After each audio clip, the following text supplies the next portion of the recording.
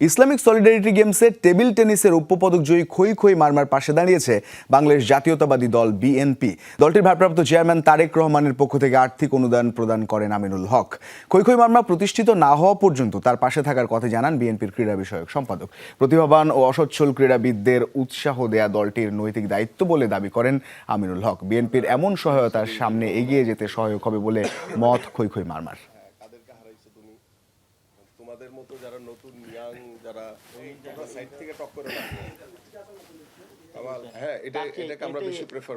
খেলতে গেলে rubber would এসব লাগে, তো আমাদের এসব নিয়ে অনেক কিছু চিন্তা করতে হয়। আমরা সুযোগ সুবিধা পাই, তাইলে আমরা এসব থেকে চিন্তামুক্ত থাকবো এবং আমরা খেলতে পারবো। বাংলাদেশ জাতীয়তাবাদী দল বিএনপির ভারপ্রাপ্ত চেয়ারম্যান জনাব তারেক রহমান সবসময় আমাদের ক্রীড়াবিদদেরকে উৎসাহিত করার জন্য, তাদের দায়িত্ব নেওয়ার জন্য সবসময় তিনি নির্দেশনা দিয়ে থাকেন এবং খই খইয়ের বিষয়টাও ঠিক একই রকম।